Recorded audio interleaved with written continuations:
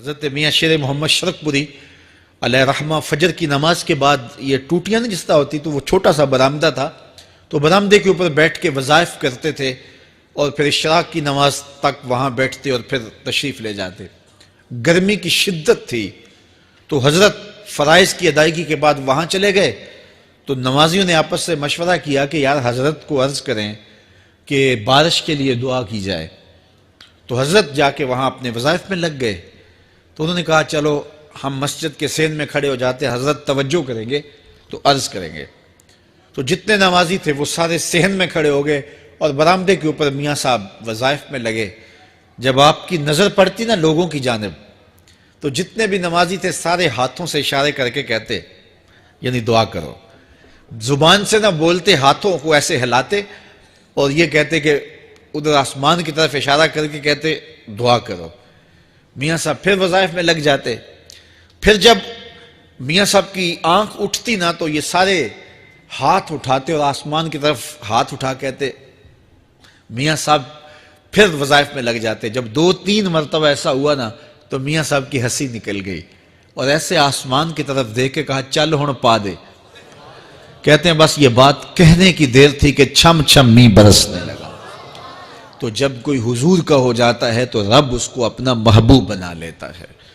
تو حضور کی محبت خدا کی محبوبیت کا ذریعہ ہے، اس لیے ہمیں حضور کا پیار اپنی روحوں میں موجزن کرنا ہے، حضور کی محبت اپنی روحوں میں اتارنی ہے، اور محبت اپنے تمام تر تقاضوں کے ساتھ جب روح پذیر ہوگی تو پھر ہمارا انداز زندگی بھی سنور جائے گا، ہماری آخرت بھی سنور جائے گی۔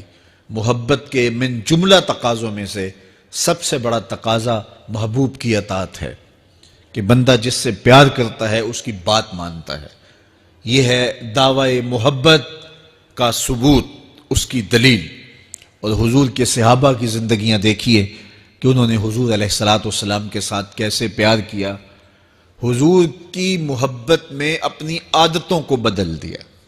حالانکہ عادتیں نہیں بدلی جاتی، 2 سکے بھائی ہوں، رشتہ کتنا گوڑا ہے، اور ایک گھر میں پرورش پائی ہے، ایک گود میں پلے ہیں، ایک باپ کے گہوارہ تربیت میں رہے ہیں، لیکن طبائع میں اختلاف یہ ایک فطری بات ہوتی ہے۔ ہمارے پاس لوگ آتے ہیں، 2 سکے بھائی ہوتے ہیں، ایک کی طبیعت ادھر کو جا رہی ہوتی ہے، دوسرے کا مزاج ادھر کو جا رہا ہوتا ہے، ایک سخت نرم مزاج ہوتا ہے اور دوسرے کی آنکھوں سے انگارے پھوٹ رہے ہوتے ہیں، ایک معاف کر دینے والا ہوتا ہے، ایک سخت غصیلا ہوتا ہے، ایک کی طبیعت کے اندر تلخی کی چنگاریاں ہوتی ہیں اور ایک کی طبیعت کے اندر نرمی کے پھول ہوتے ہیں، آپ نے بھی دیکھا ہوگا۔ تو یہ ایسا ہوتا ہے۔ اب اسی طرح کھانے پینے کی چیزوں میں طبائع کا اختلاف یہ فطری بات ہے، ایک کو ایک چیز پسند ہوتی ہے، دوسرے کو وہ چیز پسند نہیں ہوتی ہے۔ بعض اوقات ماں کو مسئلہ ہوتا ہے کہ یہ چیز اگر میں تیار کرتی ہوں تو میرا دوسرا بیٹا نہیں کھاتا، تو اس کے لیے بعد سے الگ سے کوئی چیز تیار کرنی پڑتی ہے کہ اس کی ڈیمانڈ یہ ہے اور میرے اس بیٹے کی ڈیمانڈ یہ ہے۔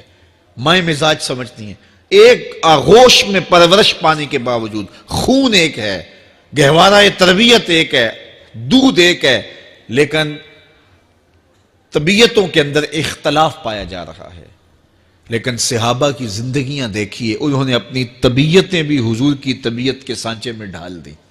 حضرت انس بن مالک کو کسی نے دیکھا کہ وہ شوربے سے کدو کے ٹکڑے نکال نکال کے کھا رہے ہیں، تو کہا یہ کیا کر رہے ہو؟ کہا میں نے ایک دن حضور کو یوں کرتے ہوئے دیکھا تھا۔ تو طبائع کا اختلاف یہ ایک فطری اختلاف ہوتا ہے، لیکن صحابہ نے اس کو بھی چھوڑا اور حضور کی محبت کے سانچے میں ڈال دیا۔ پھر اس چیز کا انتظار نہیں کیا کہ حضور کا فرمان کیا ہے، حضور کی چاہت پہ اپنے مزاج کو بدلا۔ اللہ اکبر۔ حضور علیہ السلام مدینہ المنورہ کی گلی سے گزر رہے تھے، ایک گنبد نما مکان بن رہا تھا، اور ایسے مکان حضور کو پسند نہیں تھے۔ تو آقا کریم علیہ السلام نے پوچھا یہ مکان کس کا ہے؟ کہا فلاں انصاری کا ہے۔ حضور گزر گئے، چہرے پہ تھوڑے سے ناگواری آثار حویدہ ہوئے۔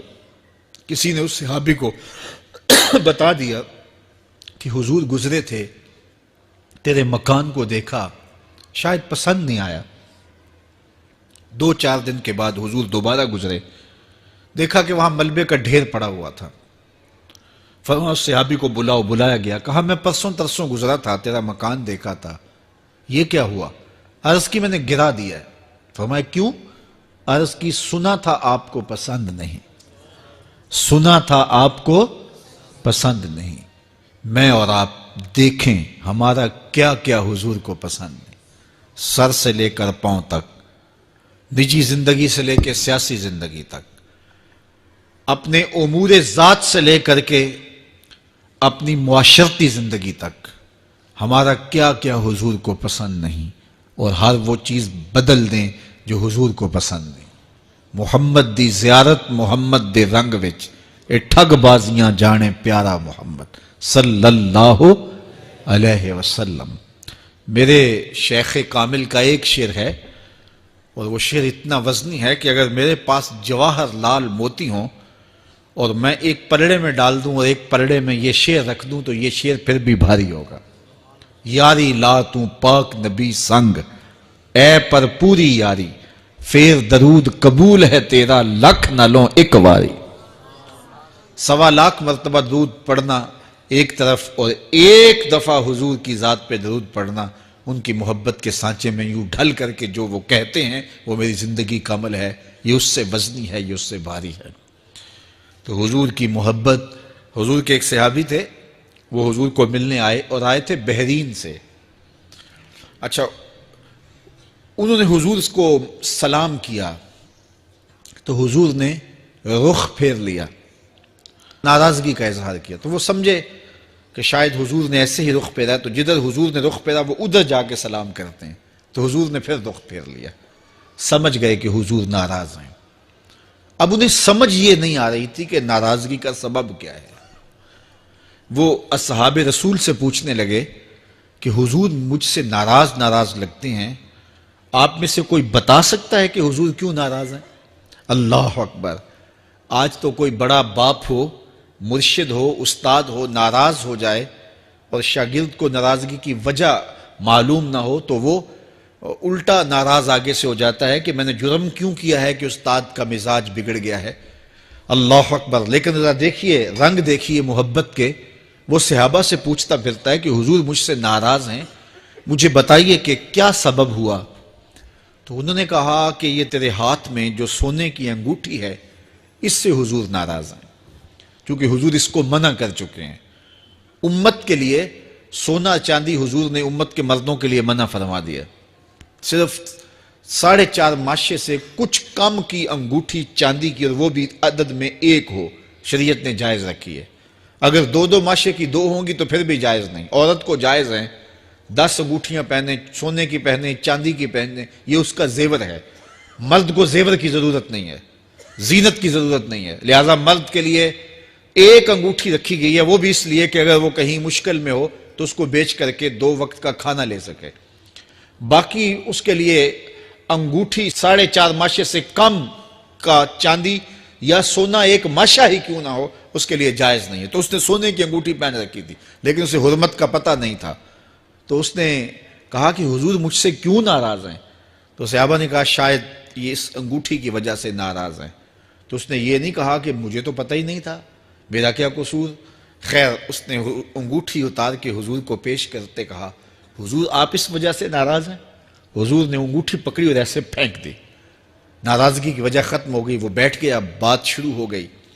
اللہ اکبر! جب سلسلہ کلام ہوتا رہا، جب مجلس برخاست ہوئی، لوگ اٹھ کے گھروں میں جانے لگے، وہ بھی اٹھا اور الٹے پاؤں سے پیچھے چلا، تو کسی نے اس کو کہا وہ انگوٹھی تو اٹھا لو، سونے کی انگوٹھی ہے، قیمتی ہے، چلو تمہارے لیے پہننا جائز نہیں، تمہاری بیوی کے لیے تو جائز ہے۔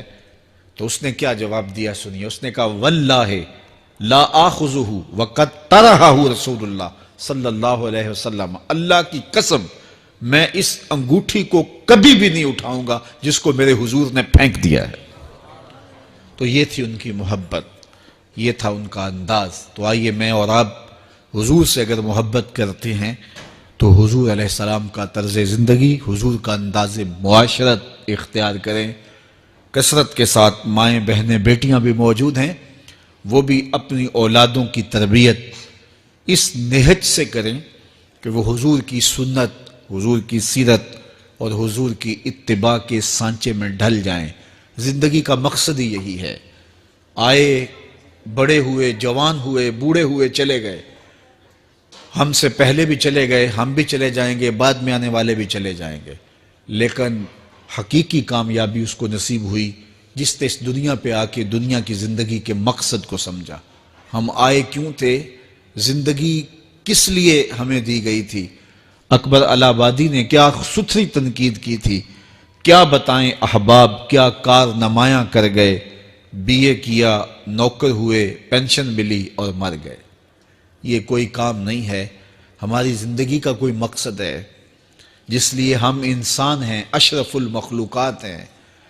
دیکھیے گدھا سارا دن بوجھ اٹھاتا ہے، اللہ اکبر۔ میرے صاحب نے گدھے سے بھی ایک موازنہ کیا ہے کہ سارا دن جو ہے وہ بوجھ اٹھائے اور کام کرے، اور پھر مالک اس کو غذا بھی نہ دے، وہ جا کے روڑیوں سے اور باہر سے جا کے چر کے پھر آ کے کام مالک کا کرے، مالک اس کو دے بھی نہ، اور وہ باہر سے کھا کے آئے اور کام مالک کا کرے۔ تو اگر بندہ ہو کے، انسان ہو کے اگر نہ کرے تو میرے حضور نے ایک لمبی ربائی ہے، اس میں آخر میں لکھتے ہیں تو چنگا یعقوب یا کھوتا تینوں شرم نہ آوے، کہ اگر وہ ایک گدھا بھی کام کرے، اپنی پیٹھ پہ بوجھ لا دے، اور تو اپنے مالک کے لیے کچھ نہ کرے، اور ساری نعمتیں مالک نے تجھے دی ہیں اور عزتیں اور آبرویں تیرے نام کی ہیں، اور تو اس کا حق ہی ادا نہ کرے، تو پھر کس طرح تیرے سے، تو پھر اولئک کل انعام بل ہم اضل، فرمایا تو چوپایا ہے بلکہ چوپایوں سے بھی بدتر ہے۔ تو میں اور آپ اپنے آپ کو انسان ثابت کریں، آج موقع ہے۔ سے ثابت نے اجے حواس تیرے، سے ثابت نے اجے حواس تیرے، کر لے نیکیاں رج کے تو، اڑیا رب رسول کیوں پل بیٹھوں، آ رب رسول ول پج کے تو، آئی موت ایتھے رہسن کم تیرے، آئی موت ایتھے رہسن کم تیرے، نیکیاں کر لے بھج کے تو، کی آکھ سن لوگ یعقوب تینوں، جب ٹر پیوں سر منہ کج کے تو۔ وہ وقت آئے گا جب تنیاں باندھ دی جائیں گی، جب دونوں جانب سے کفن باندھ دیا جائے گا، پھر پردہ ہٹا کے دیکھا جائے گا، پھر بند کر دیا جائے گا۔ وہ لمحے کتنے دردناک ہوں گے، وہ گھڑیاں کتنی دردناک ہوں گی۔ آج مجھے اور آپ کو اللہ نے موقع دیا ہے، تو آج حضور کی سیرت کو اپنانے کا، اپنی روحوں میں اتارنے کا عزم کر کے